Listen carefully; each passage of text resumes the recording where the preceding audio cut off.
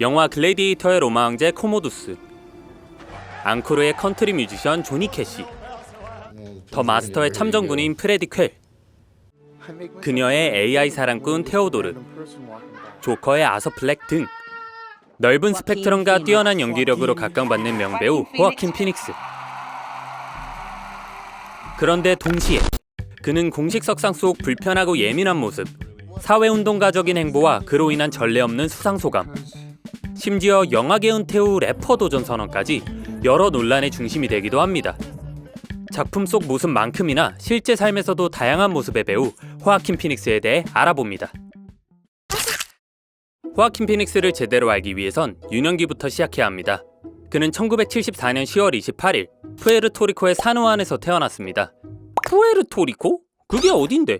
미국 대륙의 요 땅끝 섬, 여기가 푸에르토리코인데요. 왜 여기서 태어났냐? 사실 그의 부모님 존과 알리는 미국 출신의 히피들이었습니다. 이 둘의 첫 만남도 평범하진 않았는데요. 뉴욕 맨해튼에서 비서일을 하던 알리는 어느 날 자신이 원하는 삶을 살고 있지 않다는 걸 깨달았고 그 길로 뉴욕을 떠나 히치하이킹 여행을 떠나게 됩니다.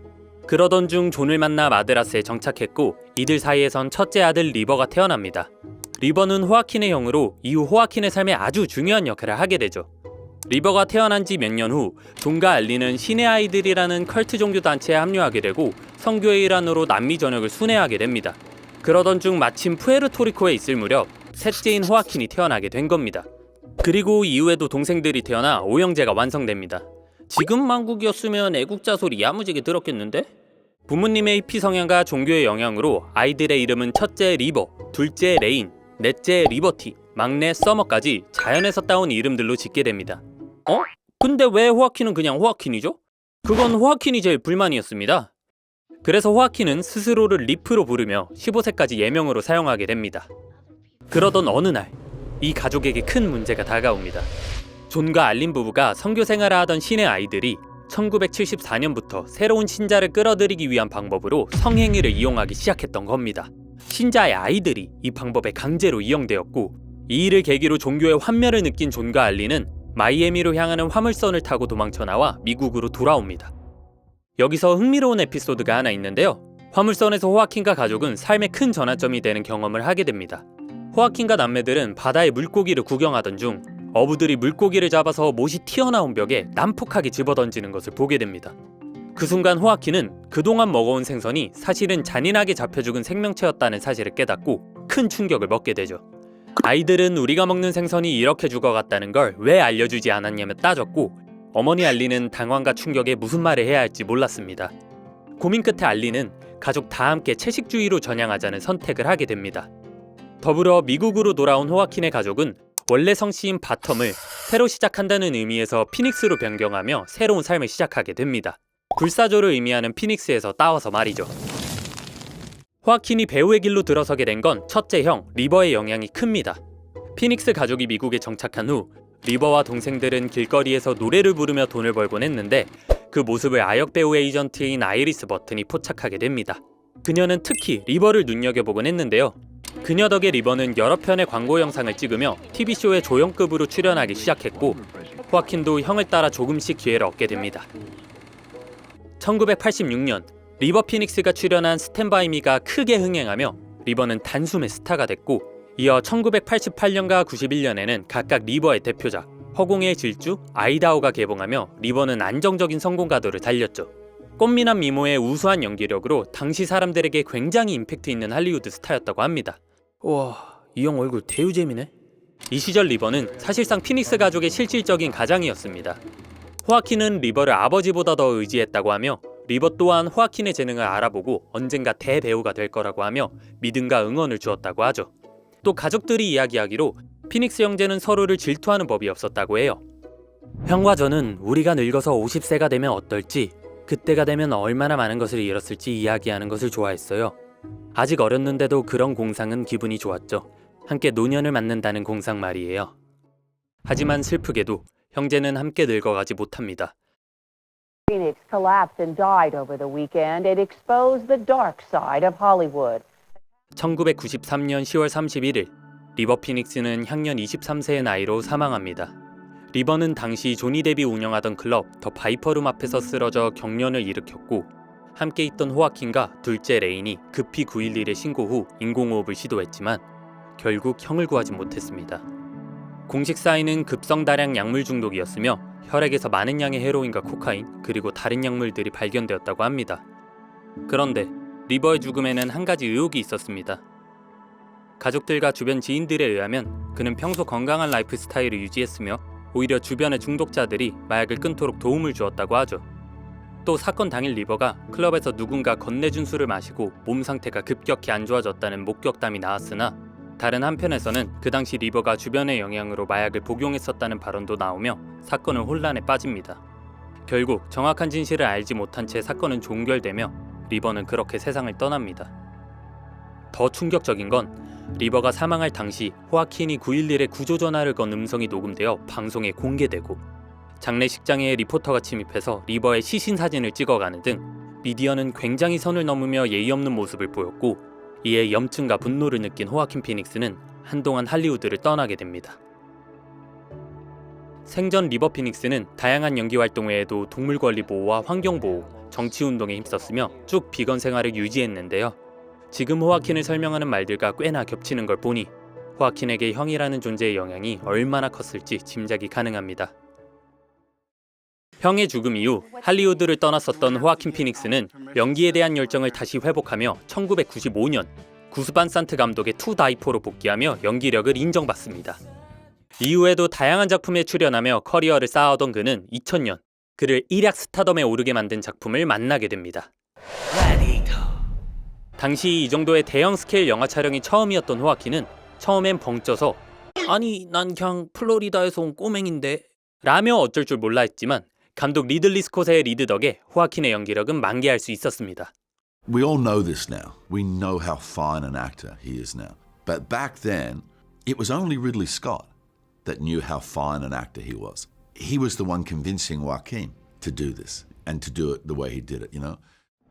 이때부터 배역에 대한 몰입력이 남달랐던 호아킨은 영화 소품인 칼을 촬영 내내 들고 다니며 심지어 호텔방에까지 들고 갔다고 합니다. 그리고 극중 아버지를 살해하는 장면에서는 너무 몰입한 나머지 컷사인 후 실신했다고 하죠.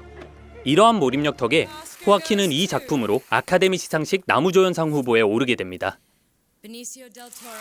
아쉽게 수상을 하진 못했지만 이로 인해 호아킨의 커리어는 수직 상승하며 이후에도 다양한 작품들에서 주연의 자리를 맡으며 승승장구하는 모습을 보여주게 됩니다.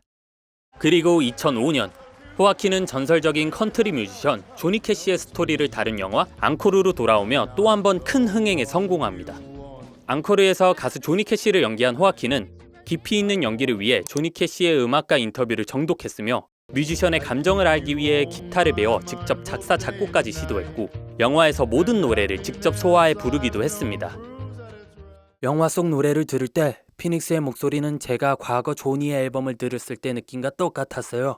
호아킨 피닉스는 노래를 직접 하면서 호소력을 뿜어냈고 저는 할 말을 잃었죠. 그런데 조니 캐시도 어린 시절 형을 잃었던 인물이라 더 몰입력이 진해졌던 걸까요? 약물 중독이 있었던 조니 캐시를 연기한 후 호아킨은 실제로 알코올 중독 재활시설에 들어가기도 했습니다. 그는 오랜 기간 과음으로 인해 잘못된 결정을 내려왔음을 인정하며 자신의 삶을 다시 제어할 때라고 생각해 스스로 재활치료를 받기로 선택합니다. 조니 캐시의 역할을 소화해내며 자신의 문제를 직면하게 된 겁니다. 다행히도 건강은 회복됐고 이 작품으로 호아킨은 골든글로브 나무주연상을 수상하죠. 수상이 만병통치약임. 그러던 2008년 호아킨은 돌연 배우 은퇴를 선언합니다. 그리고 그의 다음 행보에 대해 묻자 그는 힙합 음악을 할 거라는 충격적인 답변을 했죠. I do more hip-hop music. 이 형 진심인가? 호아킨은 덥수룩한 수염과 정리 안 된 머리, 불어난 체중과 불안정한 모습으로 미디어에 나타났고 사람들은 그런 그를 보고 조롱하며 패러디를 하기도 했죠. Human dignity. Shut up! Nobody cares about your rap music. 하지만 놀랍게도 은퇴 선언부터 래퍼 활동까지 모두가 I'm Still Here라는 모큐멘터리 영화의 일부였습니다. 전 세계를 대상으로 한 호아킨의 개꿀잼 몰카였던 거죠. 호아킨 피닉스가 은퇴하고 래퍼에 도전하면서 겪는 일, 그 자체가 이 영화의 주 스토리인데 그걸 실제 대중들에게 보여주며 제작을 진행한 겁니다. 자기 자신, 대중, 그리고 미디어 전체를 실험 대상으로 삼은 셈이죠. Well, we wanted to do a film that explored celebrity and explored the relationship between the media and the consumers and the celebrities themselves. 이전의 작품들에서 호아킨은 본인이 배역 속으로 들어가는 듯 몰입했지만 이번엔 본인 스스로를 배역으로 사용하고 현실 세상을 영화로 끌어들이며 현실과 영화의 경계선을 지워버린 거죠. 호아킨 피닉스는 본인의 스펙트럼을 넓히는 도전을 멈추지 않습니다. 2012년 영화 더 마스터에서는 불안정한 참전군인 프레디 퀘를, 2013년 그녀에서는 인공지능 운영체제와 사랑에 빠지는 순수한 남자 테오도르를, 2017년 너는 여기 없었다에서는 트라우마를 안고 살아가는 전직 FBI 요원 출신 킬러 조 역을 맡으며 훌륭한 연기력을 선보였고 특히 이 작품으로 칸 영화제 나무주연상을 수상하게 됩니다. 호아킨의 연기를 보면 그는 어딘가 불안정한 인간상을 표현하는데 특히 더 탁월한 능력을 가진 듯합니다. 위에 언급한 대표작들만 봐도 전부 전혀 다른 듯하면서도 각자만의 불안함과 어두움을 가지고 있는 캐릭터들입니다. 또한 호아킨은 각 캐릭터마다 체형이나 몸집, 걸음걸이, 눈빛, 아주 미세한 얼굴 근육 사용과 말투에 들어간 습관 등의 디테일한 포인트를 줌으로써 그 캐릭터를 더 살아 숨쉬게 해주죠. 덕분에 사전 지식 없이 그냥 이렇게 비교해보면 같은 인물이라는 생각이 전혀 안 들 것 같은 정도입니다. 이게 어떻게 동일 인물이요? 그렇게 호아킨 피닉스는 연이은 작품 흥행, 평단의 찬사, 폼 오를 대로 오른 연기력, 고점을 찍을 대로 찍은 것 같았죠. 하지만 이때 그를 다시 한번 연기의 대가에서 연기의 신, 아니 연기의 신도 아닌 연기 그 자체, 그가 연기고 연기가 그다, 그냥 연기를 위해 태어난 자, 아니 연기가 그를 위해 탄생했다고 봐도 과언이 아닐. 그 정도로 훌륭한 연기력으로 각종 시상식을 휩쓸게 되는 작품을 만나게 되는데 2019년 영화 조커입니다. 그는 이 작품에서 악역이자 주연인 아서플렉을 연기하며 엄청난 연기를 선보입니다. 무려 23kg이나 되는 몸무게 감량, 아서플렉이 가진 웃음발작 질병에 대한 완벽한 구현,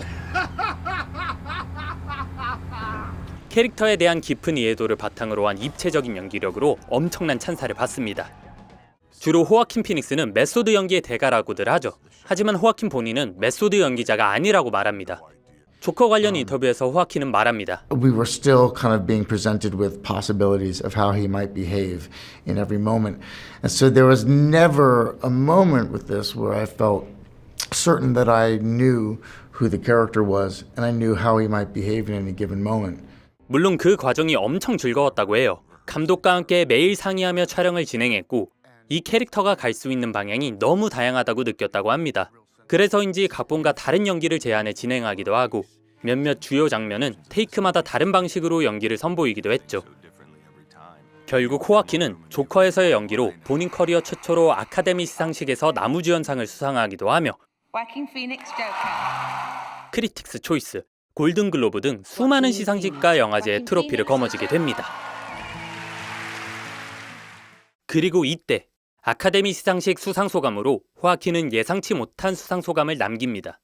그는 그 자리를 소외된 사람들을 대변해 목소리를 낼 기회라고 여기며 성차별, 인종차별, 성소수자 차별, 원주민 권리, 동물의 권리 등 각종 차별에 맞서 싸우며 평등과 정의를 내세우는 것에 대해 이야기합니다.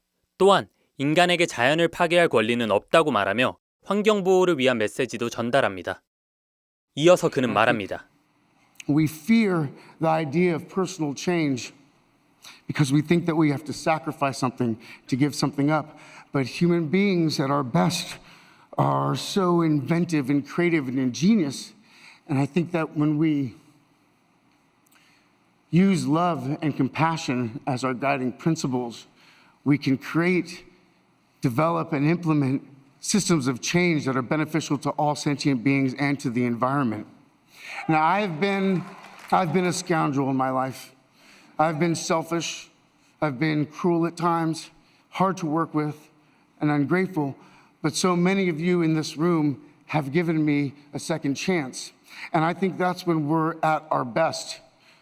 when we support each other, not when we cancel each other out for past mistakes, but when we help each other to grow, when we educate each other, when we guide each other towards redemption.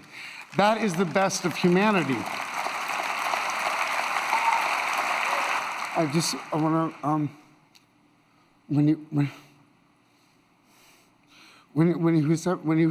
when he was 17, my brother wrote this lyric.